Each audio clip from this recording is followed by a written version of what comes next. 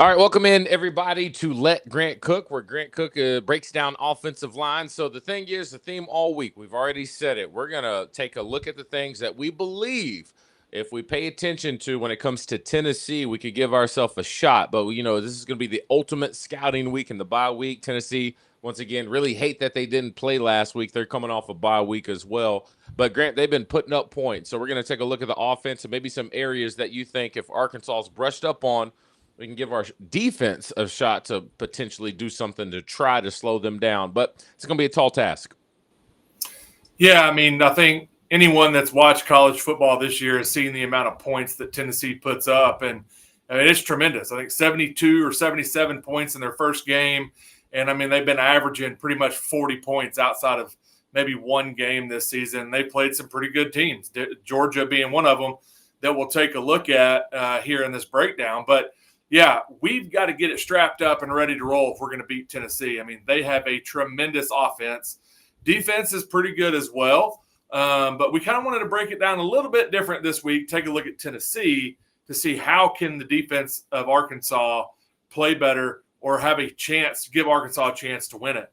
So we'll jump into the first one if you're cool with it. So really what this first one is, they give you multiple looks. So I want to talk about this pulling guard right here and the action that the defense sees when they see a guard pull. And you can watch both of these linebackers. They see that pull. They see the mesh in the backfield, kind of this RPO look that everybody loves in college football nowadays. And they come downhill immediately to take the runaway. Well, what does that do? That opens this little drag over the top for the tight end, and this soft spot in the defense, he's wide open. And so that's a great drive starter for Tennessee. That's the kind of, when you hear people say, oh, let's give them a couple throws to get them comfortable, those are the type of throws that you're talking about. And boom, you hit it right here for about 15 yards to get things rolling. And so those are the types of things that we've got to be really cognizant of a defense, as a defense, that Tennessee's going to try to do. Well, the thing about it too, Grant, what really helps that out is being an extremely balanced offense. We all know last year what Tennessee did. They were leading the nation in rushing yards like crazy to start off the season. So if you allow this team to be two-dimensional, run and pass, linebackers have to bite up like that. So that's another thing to kind of pay attention to. But, they sometimes run the same play, give the same look up front, but they have different ways of accomplishing it. That worries me because Lane Kiffin did that a lot at Ole Miss. He saw one thing that worked, and he ran the same play 5 different times, and they all look different, but they essentially were doing the same thing. I think this next clip you wanted to talk about is kind of an example of that. Yeah, so right here again, you see the same type of action. And this RPO style offense, this is what you get. There's 3 or 4, to your point, DJ, there's 3, 4, 5 plays that you can run off of the same kind of start of a play. So you can see guard pulling again, meshing in the backfield. What does it do to the linebackers? It brings them up because they have to respect the run because they've been able to establish that. But instead of hitting something over the middle, which Georgia does a really nice job taking it away from this kind of dual safety look here, they take that middle throw away. The quarterback says, hey, screw it. We're going for the post. We're going to go for it all. And really poor play by the defender here for Georgia. Falls down and gives them an easy score here. I think that's probably defensive PI.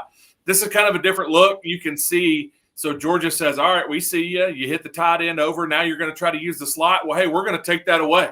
We're going to bring this safety down. You're not throwing it over the middle on us. But what they failed to realize is that their corner out here just got burnt on this post. And really, it's a bad throw. If this corner is got his eyes toward the ball, he's so worried he got beat that he's trying to catch up. But that's a jump ball, man. Those are the types of things, and we'll see a couple more opportunities here that Tennessee gave Georgia. But we've got to take advantage of those. We've got to go up and battle for that ball and get some takeaways for our offense if we plan on winning this game. Like I said, this is something I believe our defense needs to get ready for. And the thing about it is you just have to be extremely disciplined, and you have to react really quick. Like, oh, not a run. Boom, got to get back. We have not shown that we do that very well this year. Now, things have changed. They've had a whole week under now Coach Petrino's reign. We're going to see if they can at least figure that out. But there are elements too that we talked about, Grant, about how hesitant we were on the defensive side of the ball. How many times have you seen it there? And we got guys kind of just like second guessing and being real timid instead of just hitting the hole and blowing things up and creating chaos. An example right now of a Georgia player kind of doing the same thing. Yeah, so you can see here, he gets his read, and it almost looks like he's just on a declared blitz. But instead of just running up in there, blowing up the guard, blowing up the tackle that's trying to block him, and potentially getting a TFL, or at least disrupting the play enough that somebody else can get into the backfield, he kind of tiptoes in there. And so it's funny that you mentioned that just a second ago of, hey, we've got to realize it's run or realize it's pass. It's not a run. Let's get back into our drop. But, hey, if you're already committed, commit. Go in there and make something happen. That's what – you remember, when we were playing high school football, or, I was probably still a saying even in college, whatever. But, it's hard to make a mistake if you're going 100 miles an hour, right? If you're giving immense effort, a lot of times coaches will say, look, Dan Lanning had a really funny, I guess, clip post-game after their first game that Oregon won this year. And somebody was like, oh, look at this freshman wide receiver. Are you really excited about how intense the block, he was blocking? And he was like, he's blocking the wrong guy. But, yeah, I love the effort. We got to get that right. But I love the effort. We got to live in that world. If you've committed, commit all the way. If not, let's get back into our drops. But this is an example of where Georgia could have probably had a TFL, at least a no gain, and you end up letting this running back, who's their guy. Number 2 is a really good running back, ends up hitting it right up in here for 5-6 yards, which are just positive plays that kind of deflate the defense because, hey, we should have had this guy. Now we got 6 yards down the field. All right, Grant, correct me if I'm wrong, or maybe give me some confidence. We got a defense right now that I feel like they struggle with communication. One thing that you don't want to face is an offense who knows what they're doing, and they move really, really fast. Tempo catches Georgia off guard right here on a third down. Yeah, so this is tempo, and it's what Tennessee wants to do. Similar to how Ole Miss operates. The offenses are very similar, but there's 13 people on the field at this point when the ball is already snapped. So ball's in the air, it's being snapped, and you can see there's 11 guys on the field. I know you can't see that corner kind of down there below the graphic, but there's a corner down there. You can count out the 11 guys on the field, and then you've got 2 defensive players coming off the field. So this is a free play for Tennessee. We used to try to do this when we played at Arkansas, try to catch them, get someone to jump off sides, catch someone coming off the field. Free play, doesn't matter what happens, throw one down the field, see if you can get a cheap touchdown, decline the penalty, and go score. Yeah, that was a 3rd and 4. So you got to know that just drives the defensive coach crazy. Yeah, automatic first down right there, right? It's crazy. But, yeah, I was going to say, but all the things that we just talked about that Tennessee does really well, they're going to give you some chances. So here's a play right here. Miscommunication between the guard and the center and the quarterback. And we got a ball on the ground. This is a cardinal sin for a quarterback and an offense that wants to go quick. So these types of things we've got to take advantage of. We have to make sure that he doesn't pick this thing up and have a busted play, run or throw. But more importantly, we've got to get on this ball. We've got to create some possessions. Our defense has to create some possessions for our offense so we can go score and try to keep up with a high-powered Tennessee offense. Next play, very similar. So we can see here, there is some miscommunication up front. They're only rushing 3, okay? So center and guard have a little miscommunication and allow this guy to slip through, puts pressure on the quarterback. Now he is staring down this wide receiver as well. And Georgia is doing what people did to Talon all last year. I'm just going to read this dude's eyes. He's going to take me right where the balls go.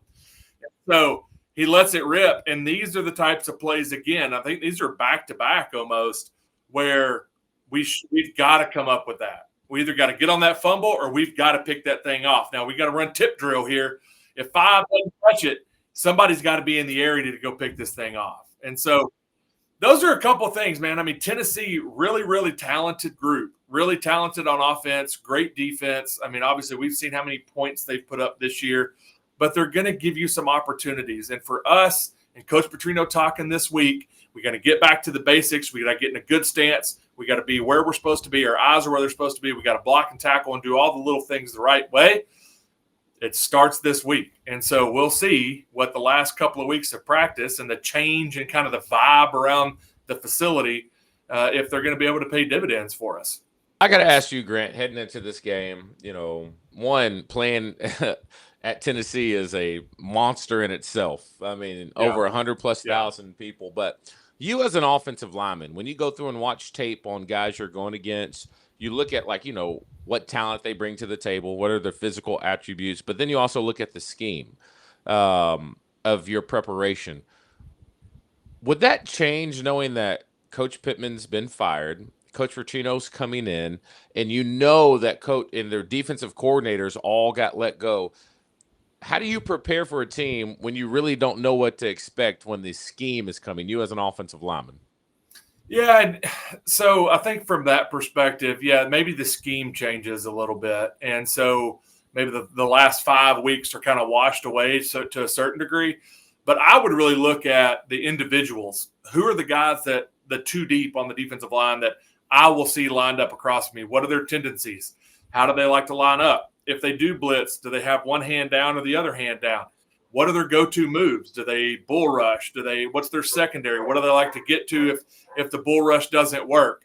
So really, I think I would look at it as almost a individual or the type of player I'm playing against versus the entire scheme. Now, I do understand that if there's two high safeties or one high safety, what do they like to blitz? How do they like to do that? Those are a lot of things that we'd have to go over in the meetings to kind of understand, okay, the defense as a whole, what does that defense like to do? But as an offensive lineman, you're probably looking at more of the individuals that are lining up across from you and what do they like to get to versus breaking down the entirety of the defense. So what happens is a lot of people will come ask us questions. And, some of them are people with some sort of a connection to what's going on at practice. It could be via – my best friend's son is a walk-on on the team or, blah, blah, blah. And so the information, and like I said, I don't know the validity in this, but I'll just pass this along. And we can say this is pure speculation.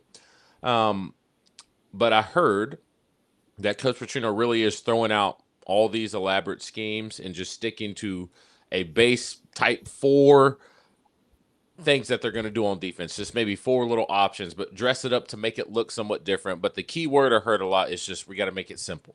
Simple. Yeah. And this is what concerns me. Like I've said this before, I think a defense can only be simple is if you have dudes. Everybody looks at Saban is a mastermind. His defenses were really simple. It just looks real good when you got monsters up front, especially the front 4, who can get a lot done on their own. That's exactly what they had. Right. So when it comes to you hearing that, thoughts heading into this game defensively against this juggernaut of Tennessee, do you think simple is our best bet moving forward, or does Coach Petrino need to figure out something special to get done on defense? I think probably simple is going to be what we have to do to start because I think we tried confusing, right? We tried and it confused us as much as it confused the offenses or if it even confused them at all. And so for me, I think let's line it up and see what we got. I mean, I think we do have some dudes on defense. Let's let them go play. Let's let them get out of their own head. And, I mean – I can speak from the offensive side of the ball. Those first couple of years under Coach Petrino's offense, you'd break the huddle, and sometimes you're like, I'm pretty sure I know what I'm supposed to do on this. And when you're playing with trying to mix in thinking about, okay, is this guy in a 3 technique or a 1 technique? What am I supposed to do here? Is my guard coming to help, or is my tackle coming to help me? Is my center coming to help me? Just go play, right? I mean, and so – I think from a defensive perspective, maybe that takes a little bit of pressure off everybody trying to remember or understand okay, I'm going to drop this. I'm going to drop back. If I'm Kanai Walker, okay, we're switching this off. I've got this guy that's now in the middle of the field and all that. Hey, let's line up. Let's go play, and let's go see what we can put out there. and I think, like I said, I think it makes it a little bit more simplistic, and maybe that we can let some of the talent that we have on the field shine by doing that and taking the thinking out of the process for them. I'm with you, man. It'll be fun. Grant, I'll be catching up with you later this week. We'll be at the Bentonville's Farmers Market for the away game. I've been going back and forth on nailing down a time. We always say 2 hours before kickoff, but we're going to try to boost it up much earlier than that. So I would say kickoff is at 3:30. Yeah. The latest, I believe, our show is going to start would be noon, but we may even try to go a little bit earlier. All right, so it'll give people time to get all ready for the game. We're going to hang out up there in Northwest Arkansas. In details, too, if you want to watch the game up there in Northwest Arkansas, trying to hash out a couple things, but the Peddlers Pub up there in Bentonville, a really cool spot. We were there last home game, and that's a really good vibe. So we're trying to see if we can build the relationship there as well. That's me just throwing it out there. Hopefully the owners can hear this and say, oh, that's a really good idea. We got to do it again. Grant, I appreciate you though. Oh yeah, real quick update. You had surgery. You good to go? What are we doing? Yeah, man, got to play through the pain. Yeah, little meniscus cleanup from years and years and years ago, but that's the unfortunate side of the game that the young bucks we're seeing out there running around on this tape. They hadn't found that out yet. Got a few surgeries in your future, baby. But nah, man, we're all good.